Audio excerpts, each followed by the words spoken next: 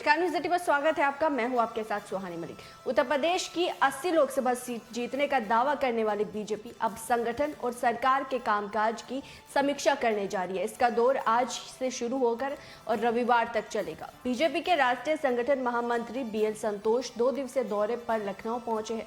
सबसे पहले उन्होंने पार्टी के प्रदेश पदाधिकारियों के साथ बैठक की और यहां पूर्व में जिन जीतों पर बीजेपी जिन सीटों पर कमजोर साबित हुई उन सीटों को जीतने के लिए रणनीति बनाई। 2024 के चुनाव में विजय के लिए खाका तैयार किया और यूपी में बीजेपी के महानगर अध्यक्षों के बदलाव के साथ ही प्रकोष्ठों का भी अभी ऐलान होना बाकी है, इसलिए भी बीएल संतोष का दौरा अहम माना जा रहा है। बैठक में बीजेपी प्रदेश अध्यक्ष भूपेंद्र चौधरी ने 9 साल पूरे होने पर अलग अलग कार्यक्रम रखे और घर घर जनसंपर्क अभियान कर रिपोर्ट कार्ड दिखाया। उन्होंने अपनी पार्टी के विषय में बताया और पीएम और सीएम की विचारधारा को लेकर काम करना शुरू किया।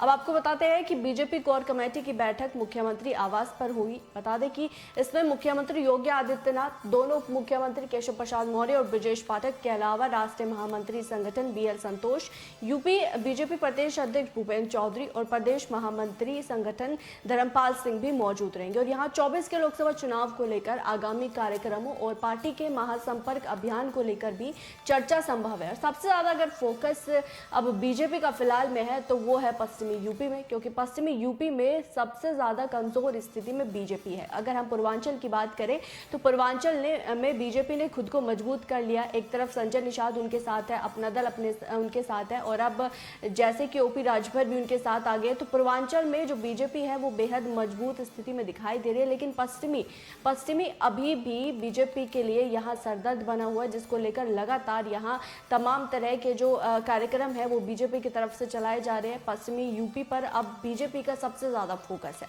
सियासी पारा चढ़ने के साथ ही प्रदेश के नेताओं की दिल्ली दरबार में आवाजाही भी तेज होने लगी है। डिप्टी सीएम केशव प्रसाद मौर्य और बीजेपी प्रदेश अध्यक्ष भूपेंद्र चौधरी भी दिल्ली में थे। केशव प्रसाद मौर्य, गृह मंत्री अमित शाह उनके संसद भवन स्थित कार्यालय पहुंचकर उन्होंने भेंट की और प्रदेश के राजनीतिक घटनाक्रम से जुड़े विषयों पर चर्चा की।